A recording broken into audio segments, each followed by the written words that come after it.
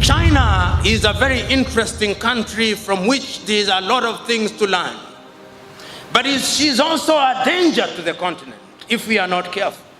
I was watching the CGTN and I was listening to the 6,000 delegates in China sitting and thinking about China, how China will deal with Africa and the world 100 years from then. What if I told you that the same country Africa is embracing as a partner could also be its greatest threat? In a bold and fearless speech, PLO Lumumba warns that China's rise may hold a powerful lesson for Africa, but also a dangerous trap. PLO Lumumba, one of Africa's sharpest minds and most outspoken voices, recently delivered a fiery message about Africa's future. In many African countries, if you tell them to think about what will happen tomorrow, they say only God knows. No. In his words, China is both a blueprint and a warning. On the one hand, China has lifted hundreds of millions out of poverty through discipline, hard work, and visionary leadership. But on the other, Africa risks falling behind, not because we lack resources, but because we often substitute action with prayer and outsource our destiny to foreign powers. From the stadiums we play in, to the state houses we govern from, and even the phones in our hands, China has built what Africa has failed to produce. His words were not just a critique. They were a wake-up call. And just as if to echo his warning, a disaster has unfolded. In February 2025, a sudden disaster has struck Zambia, and the signs are everywhere. Rivers filled with lifeless fish, farmlands turning barren, land poisoned beyond repair. Communities are left helpless, and the world is asking, what really caused this catastrophe? Welcome to Win Africa, where we uncover the voices, the ideas, and the truths shaping the destiny of our continent.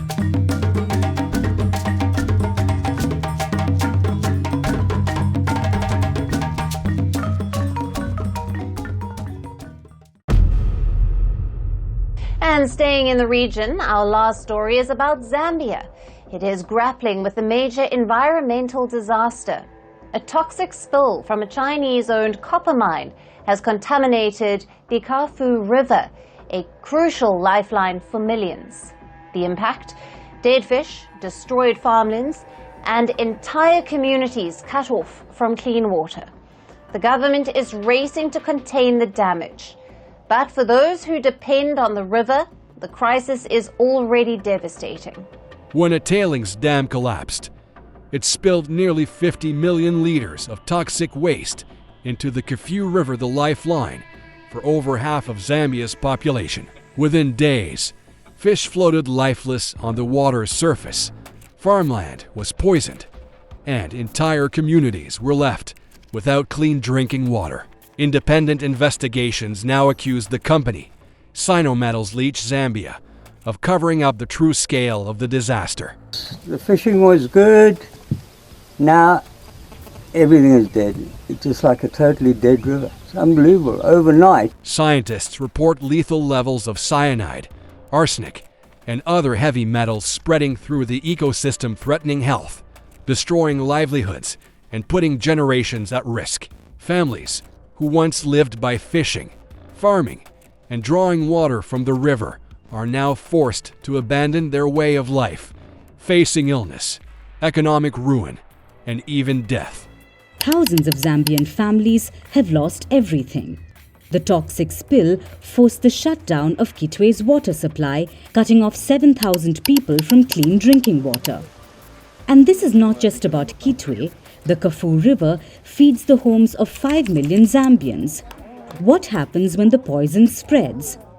Zambia scrambled to contain the damage, deploying the Air Force to dump tons of lime into the river in a desperate attempt to neutralize the acid. Zambian President Hakainde Hichilema called for more help from experts. But this is a wound that cannot simply be covered up. Another Chinese-owned mine in Zambia's copper belt tried to hide yet another acid spill. And in a horrifying revelation, a worker at that mine fell into acid and died. What did the mine do? It continued operations until 2 Chinese mine managers were arrested. So this isn't just an accident, it's a pattern. China has poured billions into Zambia's mining industry, extracting its copper, which is a key component in smartphones and other technology. But while China profits, Zambia suffers. Chinese companies have been accused of disregarding safety regulations, labor laws, and environmental protections. And Zambia is trapped, burdened by over $4 billion in Chinese debt that has forced it to beg for restructuring after defaulting in 2020.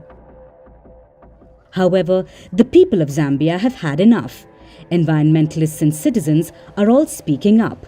Their question: when will Zambia come first? The world depends on Zambia's copper. China depends on Zambia's copper. But what about Zambia's people? The Kafue River may never be the same again. But the real question is, will Zambia break free from this toxic cycle of exploitation? This is not just about one accident. It is a symbol of a deeper problem: Africa's overdependence on foreign powers to exploit our land, our resources, and our future. While China is celebrated as a model of discipline and progress, its activities in Africa are leaving behind scars on our rivers, our soil, and our people. Lumumba's warning could not have come at a more urgent time. China is a very interesting country from which there is a lot of things to learn. But she's also a danger to the continent if we are not careful. What is there to learn from China? The thing to learn from China is that during our lifetime, the Chinese, through their ingenuity, have succeeded in lifting nearly 800 million people out of poverty. What did the Chinese do? Is there something that we can learn from them? I think there is. Those of you who have the advantage and the privilege of serving in government, ask yourself, what did the Chinese do that within our own lifetime they succeeded in doing that? And they are everywhere, the Chinese. They know what they want. I think the first thing that you must do, you must know what you want. You know, last year I was sitting and watching a Chinese news channel, and if you want to understand what others who are potentially your friends and enemies are doing, you must listen to their news. I was watching the CGTN, and I was listening to the 6,000 delegates in China sitting and thinking about China, how China will deal with Africa and the world 100 years from thence. The people who are there will not be alive. In many African countries, if you tell them to think about what will happen tomorrow, they say only God knows. No.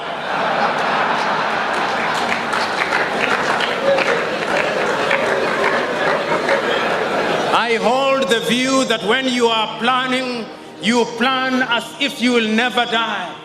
And if you are prayerful, you pray as if you'll die the next minute.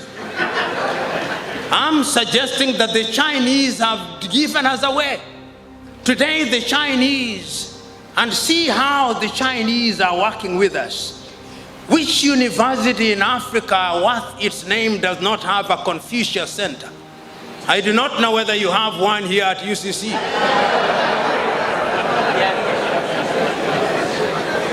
Why do the Chinese have a Confucius Center? Because the mind is the standard of the man. Once you influence the mind, you can sit pretty because you can predict what the man will do. How many of you who are the middle class today, in addition to asking your children to read French and German, are now asking and encouraging their children, go ye and learn Mandarin? How many of you? Confucius Center to work on your mind. On our mind. And then,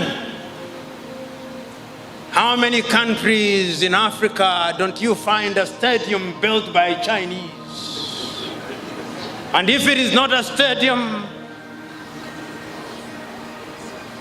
it is your state house. And if it is not the state house, it's the African headquarters. And if it is not the African headquarters, it's infrastructure, is the road or the railway. And if it is not the railway, it is 4 lorries. And if it is not those, in the next 10 years, out of every 10 phones used by you will be Chinese. If it is not Techno, it is Infinix. If it is not Infinix, it's Huawei. No African country produces a phone, none. It's only Rwanda that is beginning to assemble some. There is something to admire about the Chinese. But if we want to benefit from the Chinese, we must be strong. We must be weak. We must not be weak. We must negotiate continentally. The Koreans are also small but strong. But if we are not careful, and I'm saying this, if we are not careful, in the next 25 years, all of us will be speaking Mandarin.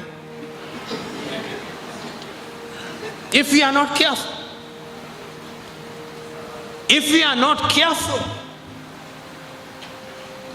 Because the Chinese here are not here for charity. The Chinese are here to do business. And in the world of business, it is a cruel world where throats are literally cut. I'm reading a small book written by a young Chinese girl called Irene Yuan-sun, The Next Factory of the World. And the young Chinese girl is saying exactly what I'm saying. He says that Africa can benefit from China. Africa can be the next factory of the world. But it's not just going to happen. Something must be done about it, which is what brings me to the last segment of my conversation, Africa Agenda 2063.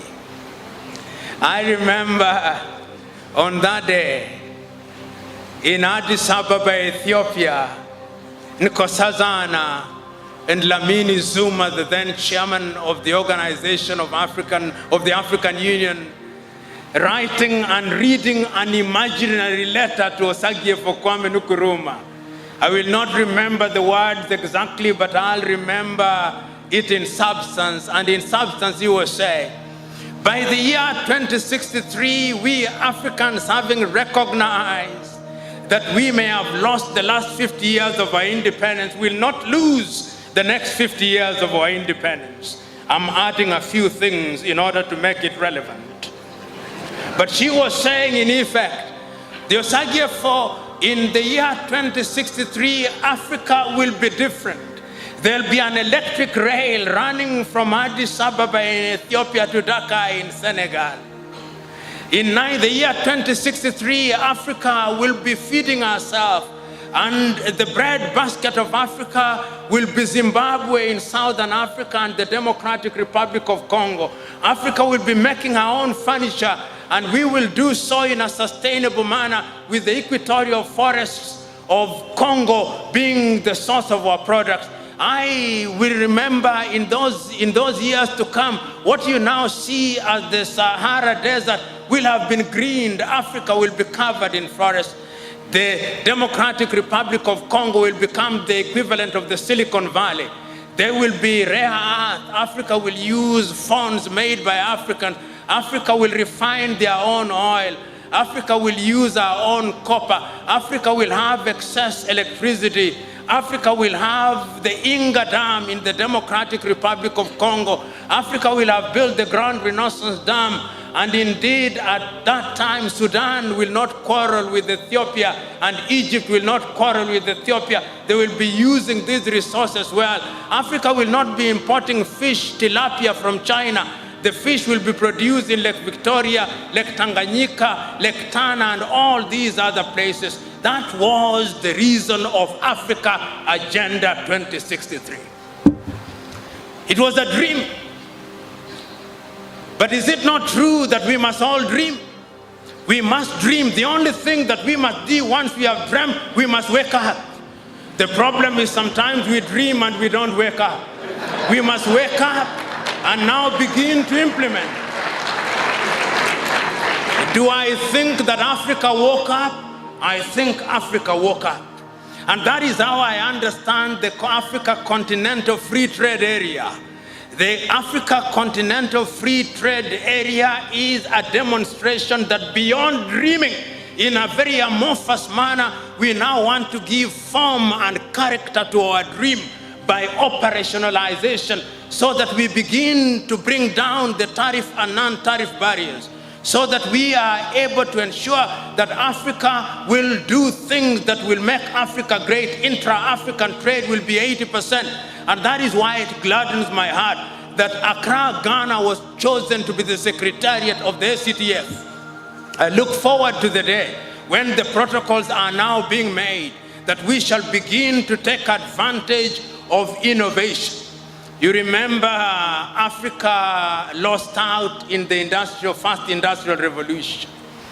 Africa lost out in the second industrial revolution. Africa started gaining a little from the third industrial revolution. We are now in the fourth industrial revolution, where we are talking about artificial intelligence, we are talking about robotics, we are talking about the Internet of Things.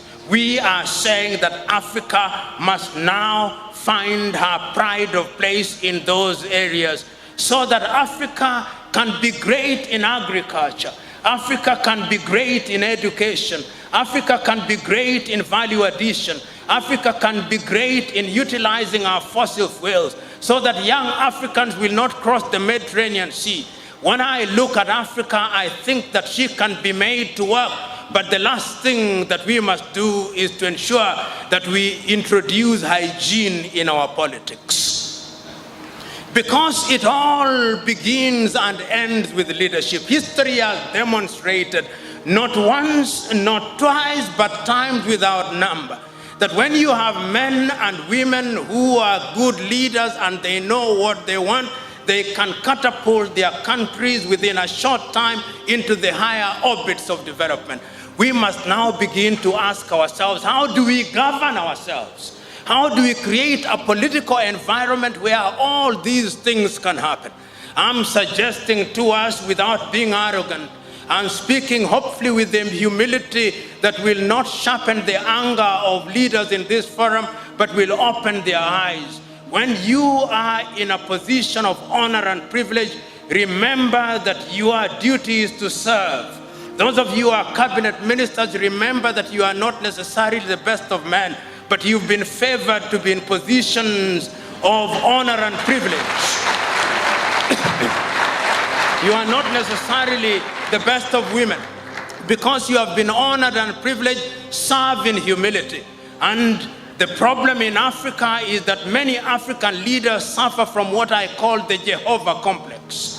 The Jehovah complex is a belief by those in leadership that they have the monopoly of wisdom and they have the monopoly of knowledge. That is not the route. Africa will be great when her leaders begin to know that they have a duty to serve, so that the future generation will be able to make Africa great again. Africa can be great. Africa will be great. Africa will be great in agriculture. Africa will be great in our industries. Africa will be great in our education. Africa will be great in all other things. But the last thing that Africans must do is to decolonize our minds. We must liberate ourselves from this misguided view that we cannot achieve. We can achieve, we have achieved, and going forward, working together, we will achieve. God bless. China's story shows what is possible when a nation commits to discipline, leadership, and innovation. Africa, too, has the potential to rise, but only if it stops depending on others and starts believing in its own ability to create. Lumumba's warning is clear.